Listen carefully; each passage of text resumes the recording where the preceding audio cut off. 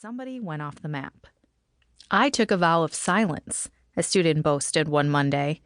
He told the class how he refused to talk the entire weekend. He navigated his 48 hours with gestures and meaningful head nods, and when he got desperate, he used pen and paper. He wrapped up his story and challenged me. "You should try it." I grinned and mouthed, "Okay."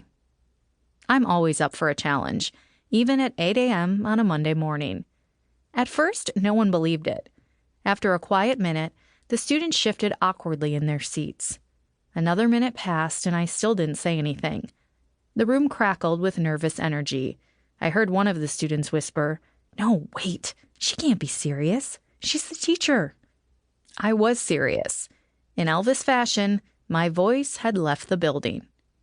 My students assumed, like many of us do, that in order to teach, professors need to profess.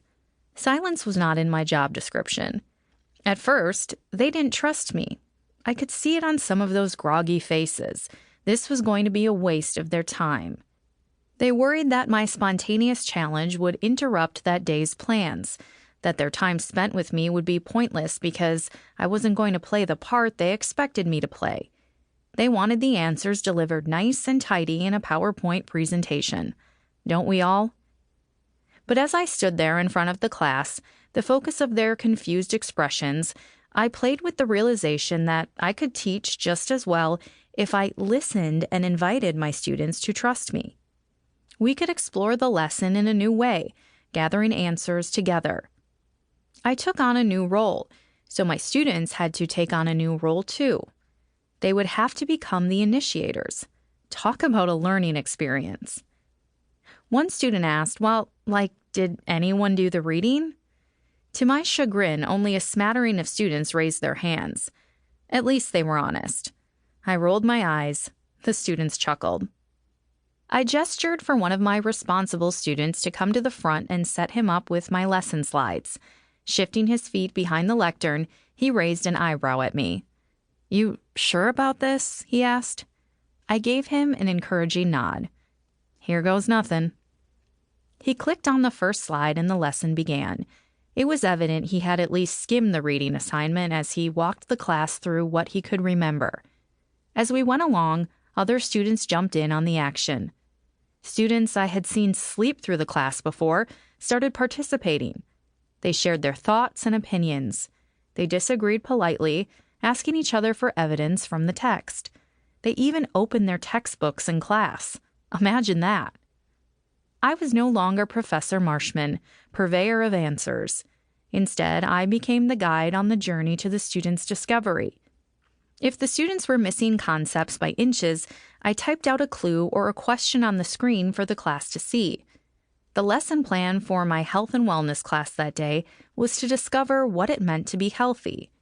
In order to be wholly healthy, we had to consider every spiritual, emotional, mental, physical, and social part of our beings. We couldn't just focus on one. I mean, if you look good in spandex but have no friends, are you truly healthy? My students started spouting off their thoughts and found themselves on a rabbit trail of opinions. As their opinions piled up, I would bring them back to the textbook. But I didn't give them the answers. Instead, I offered questions or pointed them back to the true expert on the subject. I stepped to their side and accompanied them on their journey. On my drive home, I couldn't help but think about how awesome that 8 a.m. class had turned out. It was a far cry from what I'd originally planned, but the students actually enjoyed it. Their engagement with the content was off the charts. For the first time in my teaching career, I had confidence that each student had grasped and discovered the day's lesson plan. They were still talking about wanting to live healthy as they walked out of class. God, I wish everything was taught that way, even church. And then it hit me hard. Professor God.